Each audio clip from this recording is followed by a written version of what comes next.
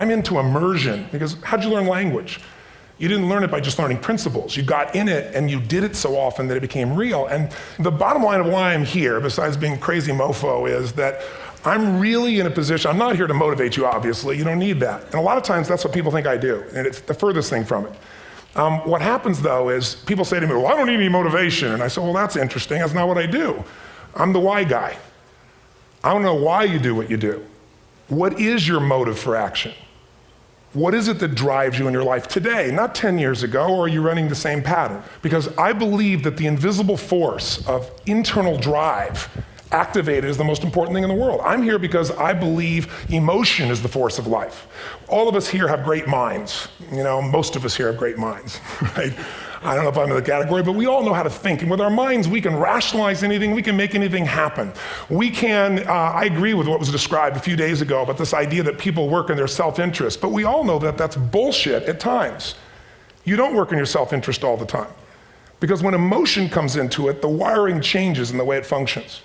And so it's wonderful for us to think intellectually about how the life of the world is, and especially those who are very smart. We can play this game in our head, but I really want to know what's driving you. And what I'd like to maybe invite you to do by the end of this talk is explore where you are today for two reasons. One, so that you can contribute more. And two, so that hopefully we can not just understand other people more, but maybe appreciate them more and create the kinds of connections that can stop some of the challenges that we face in our society today. They're only going to get magnified by the very technology that's connecting us, because it's making us intersect. And that intersection doesn't always create the view of everybody now understands everybody and everybody appreciates everybody. So I've had an obsession basically for 30 years. And that obsession has been what makes the difference in the quality of people's lives? What makes a difference in their performance? Because that's what I got hired to do. I got to produce the result now. That's what I've done for 30 years. I get the phone call when the athlete is burning down on national television and they were ahead by 5 strokes and now they can't get back on the course. And I got to do something right now to get the result or nothing matters. I get the phone call when the child is going to commit suicide and I got to do something right now.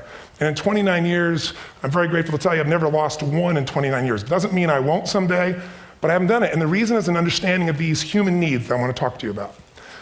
So when I get those calls about performance, that's one thing, like how do you make a change? But also, I'm looking to see what is it that's shaping that person's ability to contribute, to do something beyond themselves. So maybe the real question is, you know, I look at life and say there's 2 master lessons. One is there's the science of achievement, which almost everyone in this room has mastered to an amazing extent. That's how do you take the invisible and make it visible, right? How do you take what you dream about and make it happen? Whether it be your business, your contribution to society, money, whatever it is for you, your body, your family. But the other lesson of life that is rarely mastered is the art of fulfillment. Because science is easy, right? We know the rules, you write the code, you follow those, and you get the result. Once you know the game, you just, you up the ante, don't you? But when it comes to fulfillment, that's an art. And the reason is it's about appreciation and it's about contribution. You can only feel so much by yourself.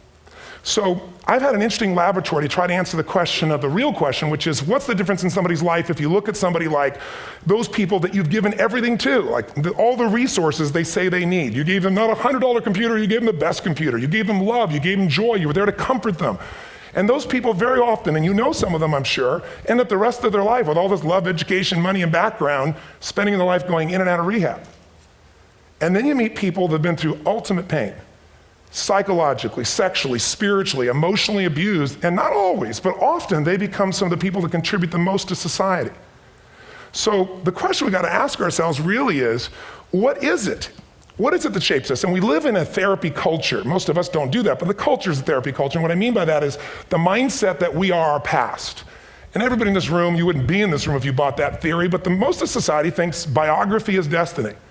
The past equals the future. And of course it does if you live there.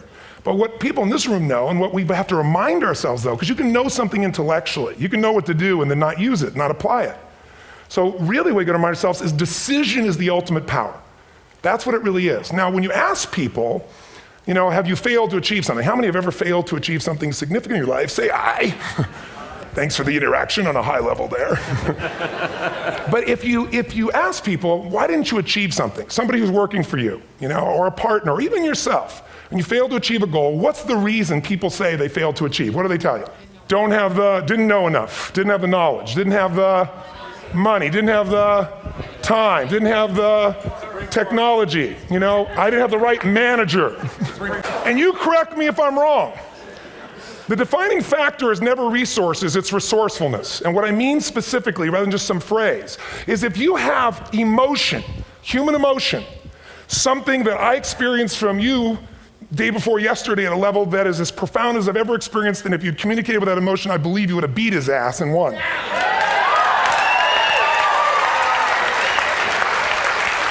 But how easy for me to tell him what he should do. Idiot, Robbins. But I know when we watched the debate at that time, there were emotions that blocked people's ability to get this man's intellect and capacity and the way they came across to some people in that day. Because I know people that wanted to vote in your direction and didn't, and I was upset. But there was emotion that was there. How many know what I'm talking about here? Say I. So emotion is it, and if we get the right emotion, we can get ourselves to do anything. We can get through it. If you're creative enough, playful enough, fun enough, can you get through to anybody, yes or no? Yes. If you don't have the money, but you're creative and determined enough, you find the way. So this is the ultimate resource, but this is not the story that people tell us, right? The story people tell us is a bunch of different stories. They tell us we don't have the resources, but ultimately, if you take a look here, flip it up if you would.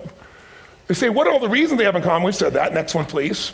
He's broken my pen. What determines your resources? We've said decisions shape destiny, which is my focus here.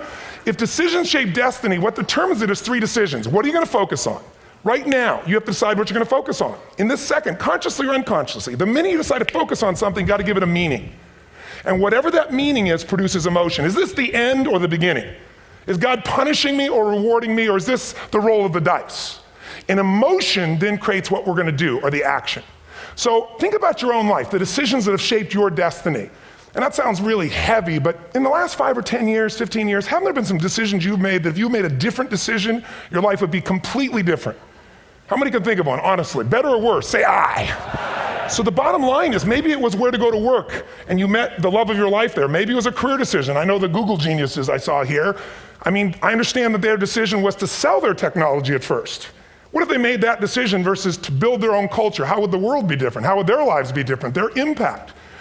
The history of our world is these decisions. When a woman stands up and says, no, I won't go to the back of the bus, she didn't just affect her life. That decision shaped our culture. Or someone standing in front of a tank. Or being in a position like Lance Armstrong and someone says to you, you got testicular cancer. That's pretty tough for any male, especially if you ride a bike. Right? You got it in your brain, you got it in your lungs. But what was his decision of what to focus on? Different than most people. What did it mean? It wasn't the end, it was the beginning. What am I going to do? He goes off and wins 7 championships he never won once before the cancer because he got emotional fitness, psychological strength. That's the difference in human beings that I've seen of the 3 million I've been around. Because that's about my lab. I've had 3 million people from 80 different countries that I've had a chance to interact with over the last 29 years. And after a while, patterns become obvious. You see that South America and Africa may be connected in a certain way, right? Other people say, oh, that sounds ridiculous. It's simple. So what shaped Lance, what shapes you? 2 invisible forces, very quickly. 1, state. We all have had times. Have you had a time you did something and after you did it, you thought to yourself, I can't believe I said that. I can't believe I did that. That was so stupid. Who's been there? Say I. Have you ever done something after you do it, you go, that was me. Right? It wasn't your ability, it was your state. Your model of the world is what shapes you long term. Your model of the world is the filter. That's what's shaping us. That's what makes people make decisions. When we want to influence somebody, we got to know what already influences them.